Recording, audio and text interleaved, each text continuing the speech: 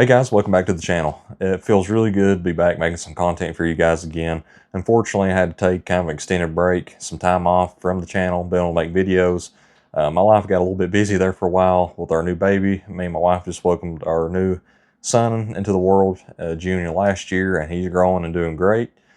As well as a job change, it's fortunately took a lot from my time, some training and stuff I've had to do for that. So fortunately, not being able to get out of the range or be able to make some cool content for you guys, but I do have a lot of videos on the way, and I'm very excited to showcase you guys some cool meal search stuff and some cool video ideas I've had in my head. But today, as you can see in front of you, I've got two CMP hard cases. I just received my last two 1911s to the CMP. If you don't know, the CMP is the Civilian Marksmanship Program. They've been selling these 1911A1 pistols for about 6 or 7 years now, quite some time actually. When they first introduced these pistols, they did them under a lottery system. With a RGN number or a random generated number. Pretty much when you got your number sent in, they'd select at random whenever your order would come up. I guess now the demand on these pistols has kind of went down some, and the inventories are still relatively high. The CMP no longer does the lottery system and now has an open order round. So you can pretty much just put in your information, your packet order, through the new online order process, and whenever your order comes up, they will fill it, send you an email link. You will pick through that link whatever grades they have available, and whatever price point you want to pick from, or whatever grade is available to you. Whether you can have all four of yours, if you have two available, one, select the amount that you want, and they should be to within 1 to 2 business days through the FedEx shipping they ship these through. Like I said, I was allowed 2 more, so this is my full amount that I'm allowed to have. We've already unboxed a rack grade and a field grade here on the channel. What I have before you today here is a service grade and a rack grade. I thought it'd be kind of neat to see the differences in grades, pretty much getting the best you can get through the CMP, and I guess the worst, technically speaking, even though I think the rack grades are still a really good option, which we'll talk about that later in the video. But let's go ahead and kind of take these guns to the tabletop and go ahead and open them and take a quick look at them. Alright guys, we got our CMP 1911s out here in front of us. Now, if I haven't mentioned it before, these do have to be sent to an FFL. These can't be sent straight to your door like the M1s through the CMP. These do have to go through an FFL, so you do have to pay for the proper paperwork, $44.73, as well as you do have to pay state tax and shipping on these. Of course, these are not free shipping. If you notice here on the tags, it will show you when these pistols were shipped. These pistols were shipped on the 20th of January. I believe they arrived a day later, and it shows you how much shipping is. Shipping on each of these was $11.72, and of course the state tax here in Kentucky was added on top of that. These are priority overnighted, so they do come relatively fast once you do confirm your payment information and you select your grade, and they arrive usually within a few days after that. So let's go ahead and unbox these and take a closer look. We'll go ahead and do this one first. I do believe this one is the service grade. I have already peeped at these, and here we go. Here's your service grade. It is a matching frame and slide, Remington Rand, and it is a 1.4 million serial number, a very, very high 1.49 to be exact, million serial number. So I believe that would date this particular firearm to late 43, maybe early 44. I'll check in on that. Like I say, here's our service grade tag, as well as a CMP inventory tag or a U.S. Army inventory tag when these were in service with the U.S. Army. And looks overall very, very good condition. These do ship with one surplus 1911 magazine, 7-round. I'm not sure what NSN number or cage code number that is. Somebody that's expert on that can let me know in the comments. Inside the case, you do have your certificate of authenticity, as well as a brochure for leather holsters. There's also a cable lock in there, but I've since thrown that away. That's all you really get inside that. Your packing information, your important information is taped on the outside of these boxes for your FFL. So I'm not going to show any of that on camera just because that has personal information on it. We'll go ahead and lay our service grade here to the side. These guns have been safety checked, so we don't have to worry about anything being in the chamber. Let's go ahead and check this one out. This is the rack grade. We can see here, same style of CMP inventory tag and our CMP tag here. This is an Ithaca that is also matching frame and slide. You can see here, Ithaca and is a 1.8 million serial. And this is our rack grade. We can see our inspectors, I guess our inspector's initial CK. And we get the same 7-shot magazine here. So nothing, no crazy bells or whistles here. I'll go ahead and move the case out of the way, and we'll go ahead and take a closer look at our 1911s here. First, starting out with our service grade, we can see we have our beautiful Remington Ram. And it's good to get a kind of a comparison between our service and our rack, because this is kind of the cheapest you can get and the most expensive you can get through the CMP. We can see our park horizon on our service grade is much more uniform and much better overall condition than this one. Even though this pistol's probably undergone at least I would say probably two Arsenal refurbs in its lifetime.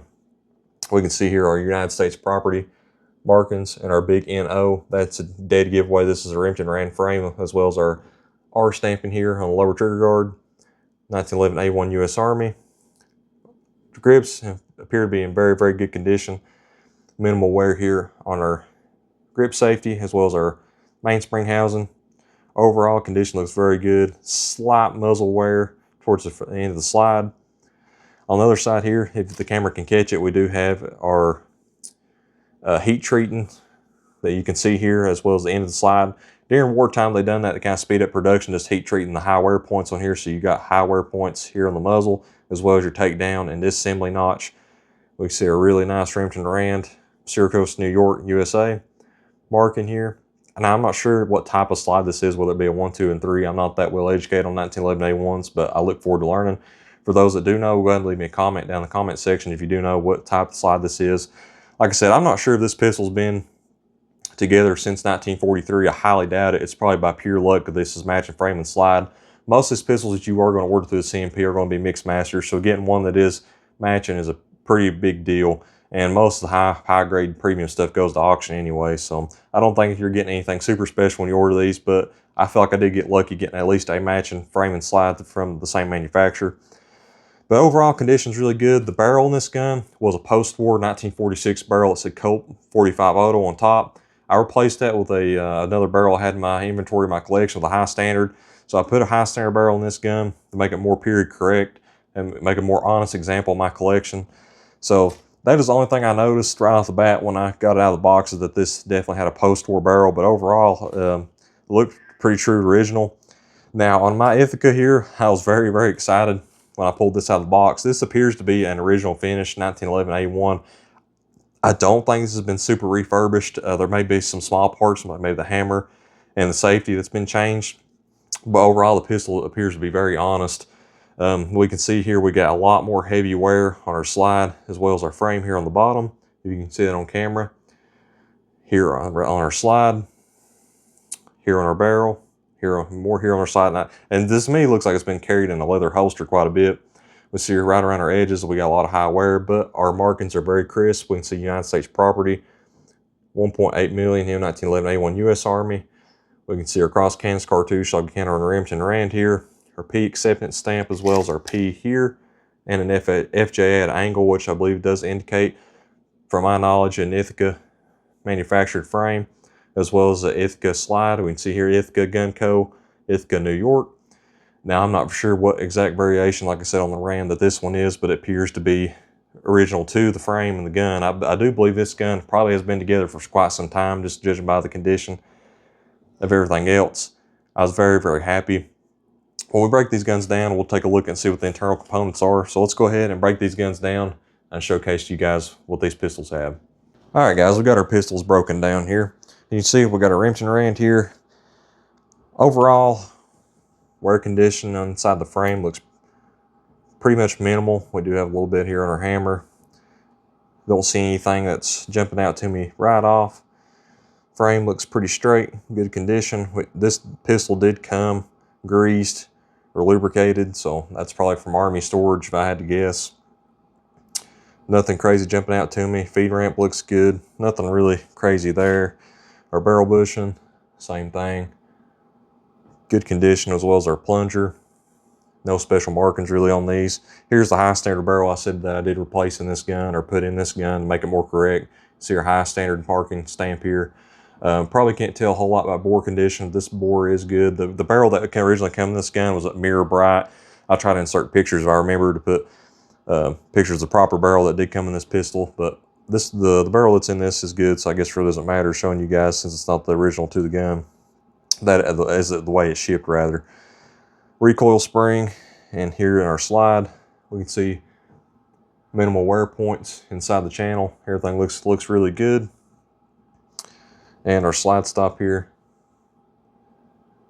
or slide release, Ithaca, or rack grade, a lot more wear, but that's to be expected. Being this gun is probably original condition. We can see here on our rails, a lot more wear. Here on the other side, getting a good look at that slide, or conditioning it. Now, I thought it was interesting. I believe I told you wrong earlier. I thought this had a high standard or flannery barrel. This looks like a Colt barrel. We can see a little square of the C. This is, I believe, a wartime barrel, or it could be a post-war. No, this should be wartime. It does have a little P here, so it's a wartime Colt barrels, which is cool. And it's very, very good. It's bright and shiny and crisp lands and grooves with that throughout. I don't know if you can quite catch that on camera or not. Maybe put the wide there if y'all can see the barrel. But overall, looks like condition is really, really good on this barrel. And it's I don't know if it's really period correct for it to have that, if it's a replacement barrel, or maybe Ithaca run out of barrels, or Flannery or High Standard run out of barrels and had Colt send them some. So that could be period correct to this pistol, I'm not sure, but you can see here the finish is still relatively consistent with throughout, with slight wear underneath. All that looks really, really good. We see our spring here, our plunger looks good, as well as our barrel bushing. Everything looks good. Not seeing any kind of stretch cracks or anything like that. Our guide rod, GI guide rod, and our slide stop, slide release, a little bit of wear. And I think our frame here, of course, the important part. Don't see a ton of wear on this either. You see our frame rails look pretty good. Obviously, fit and finish on these guns, guys, aren't going to be precision. These aren't precision guns. These are wartime guns. You're going to have a little bit loose tolerances, a little bit of rattle. The barrels are not going to be as snug to the frame as you like. I know, like 1911 experts will press down on the barrels and slides, see how fitment are. I mean, these guns are just meant really point and shoot, so it's not going to be crazy, anything super accurate. We're overall just looking at condition on the inside, seeing we see any significant rust, which I don't.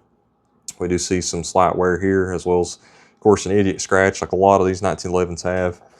Let's see on this one. Yeah, this one, our Rand does retain an idiot scratch too. Got to be very careful not to put any more scratch on that one, putting these back together.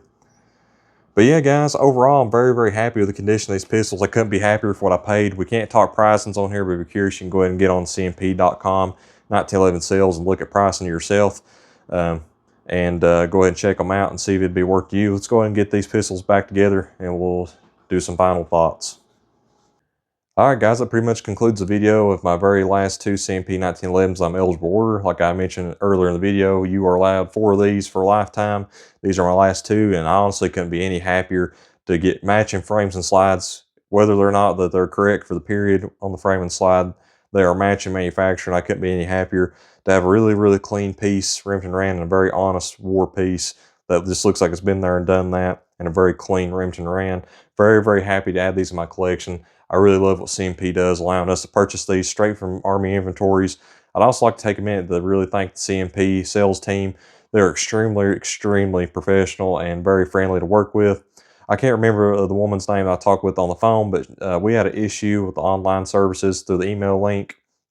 And she called me very, very swiftly and got that resolved and got these pistols shipped out super fast to me. So I'll insert her name here in the video if I can remember it and go back and find it. But she was extremely friendly and extremely nice. And I can't brag enough about CMP's sales team and CMP customer service. They are top notch, #1. I really, really thank the team for the beautiful pistols and for the awesome customer service.